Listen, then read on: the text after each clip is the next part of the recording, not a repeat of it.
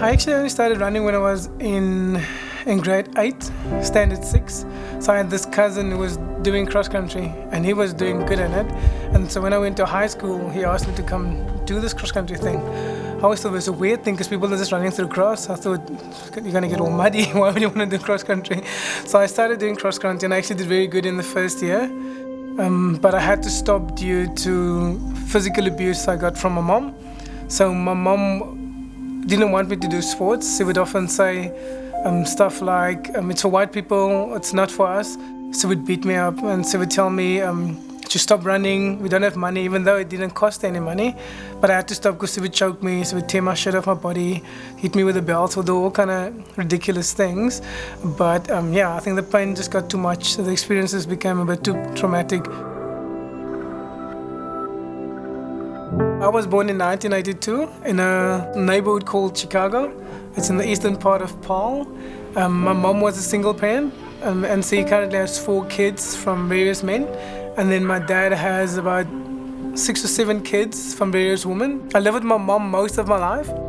And then towards the later years of the school into uni, I went to go stay with my dad. So my dad owned the shebeen. My room, which was shared with anybody who wanted to come and sleep there, was actually the storeroom. So often I had to maneuver past just to get to my bed. And then the guys would do all kind of things there. There would be fights and they would be drunk and they were doing drugs by my window, which was a bit challenging. I can't remember much of my primary school. I think there's a bit of a block.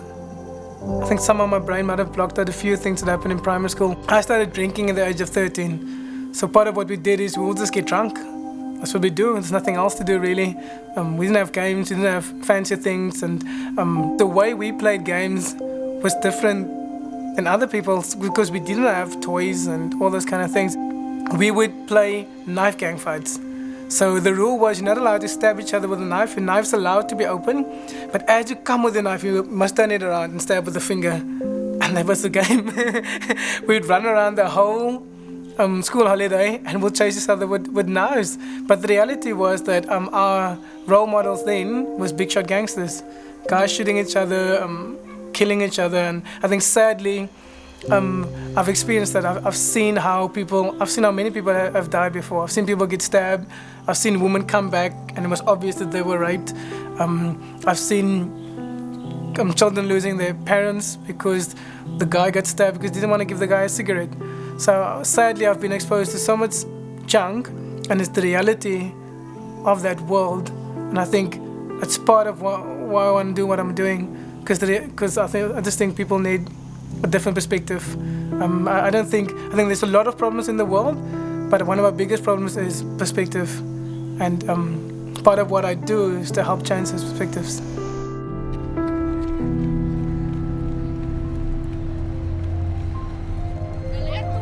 When I was in grade 11, it's the year when I started running again, my dad gave me proper money. He gave me $100, which was a lot of money for Christmas.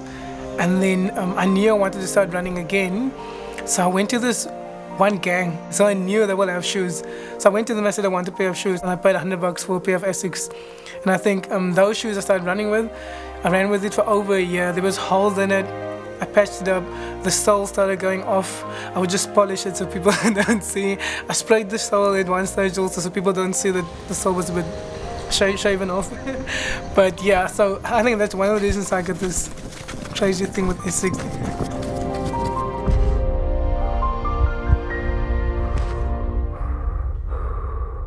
My mom knew about me running, and she obviously wasn't too keen about this whole idea, but because I was a little bit older, the abuse was way less, but I was still insecure and shy, and I didn't have the confidence to actually push her away. And I remember when I got my first medal, we nailed it up against the wall, and she would always tell me when she was drunk, like, you must stop running. But then when her friends were around, she would brag about my kid that got this gold medal. Then I made provincial team, Paarl cross country team, and then the same drama, and then I went, I think the first time ever out of the Western Cape, out of my neighborhood really. I went to Pretoria, which was a big eye-opener, it was a big experience. So yeah, and then I made various teams after that. I made various provincial teams, I became I've become a Bulan champ in cross country before, even track 5,000, and I've been in a few times. I've been in the Western Province duathlon teams, and eventually I made national team representing our country at World Duathlon Champs in Canada. It was mind-blowing. People treated us like celebrities. You saw a completely different culture. Because in South Africa, we have various cultures, which is unique and awesome. But there, people were kind of different. So you saw the way they treated people. You saw that there was hardly any crime. And then I think the cool thing about all that was I realized the potential there is in our country.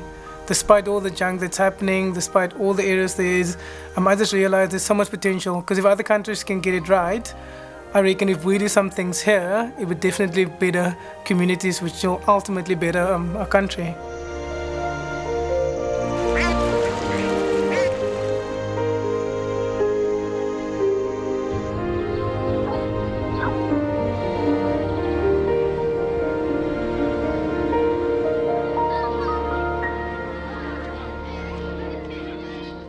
I remember for that year after school, I just knew I wanted to go study because I was the first one in my family to matriculate.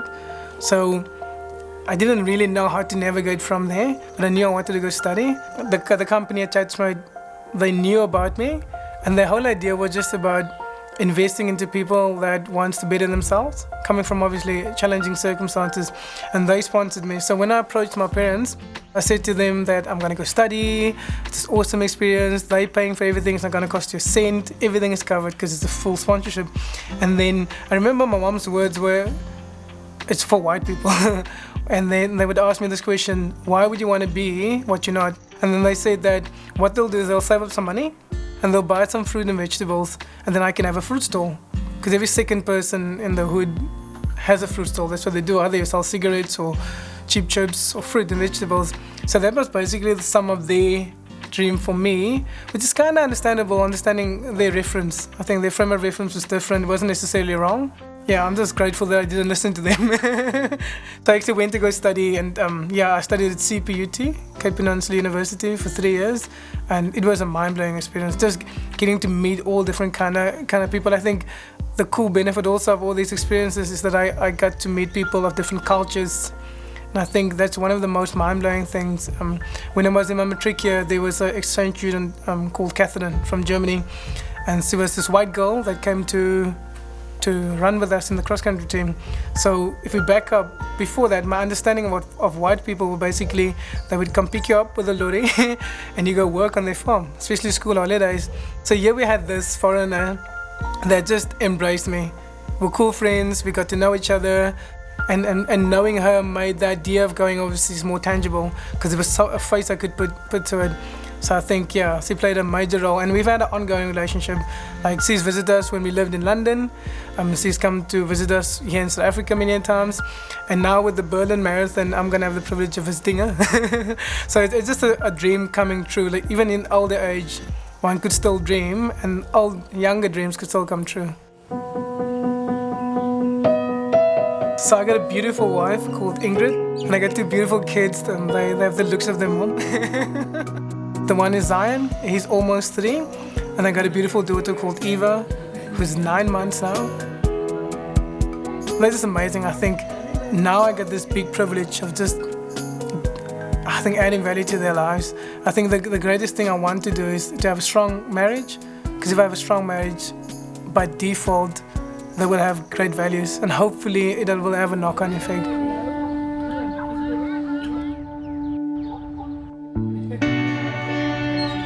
I met her at a time when I went through a very difficult time. I was, a bit of a rebel, going through personal junk in my life. And she was just one of those people that I could have a comfortable conversation with. And it was so amazing. We ended up becoming good friends. And I think it was a time in my life where I stopped dreaming. Like, I felt life has knocked me around a bit too much. And then she actually just inspired me. She encouraged me, and she made me believe that all those dreams I had as a youngster are still possible. We got married in 2008. Same year we went to London, and we came back in 2010. And it was amazing. I think we had great experiences. It was awesome for our marriage.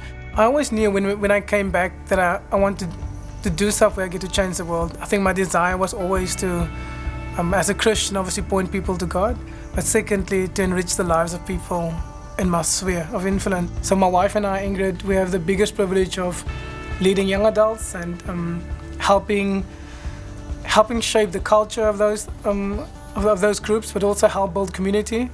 Part of our role currently is just to help young families, people with kids. So we've seen a lot. We got to do quite a bit of that. I've also had privileges of preaching and doing motivational speaking, so that's been phenomenal. But now I'm currently working for an NGO called Hilltop Legacy.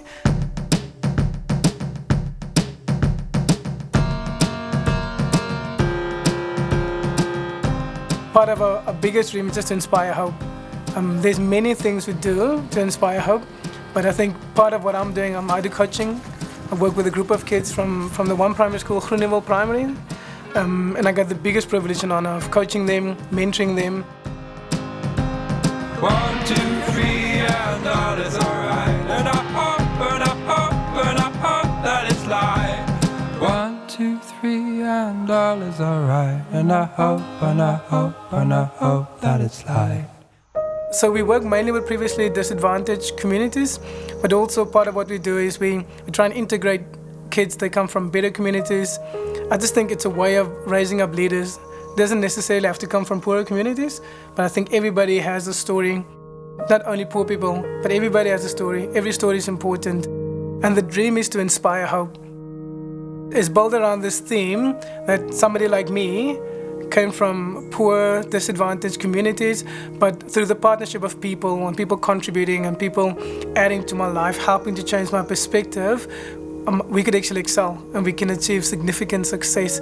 So part of what we do is we want companies and schools and communities and individuals to partner with us and look at ways we can actually better the lives of people that we have the privilege of working with.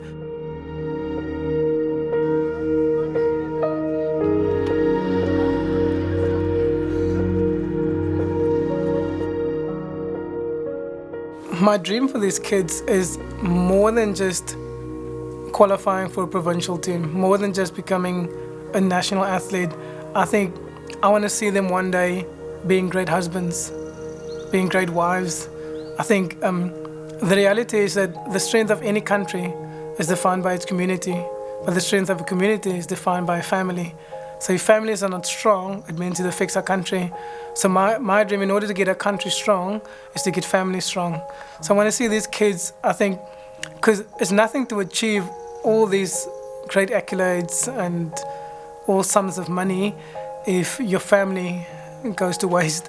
So my dream is that they get a healthy understanding of who they are, and that in doing that, they'll understand the value of marriage and the value of unity and the role of parents. So I think in hindsight I've learned this the hard way, but luckily I've always had great people around me to help shape that view. I think back in the day I was running purely to escape. As a youngster I was drinking, partying, going crazy, but running became an escape for abuse that I've been going through, and I think the poverty I've experienced was a good tool to escape and get to see more. But I think now I run just to give hope.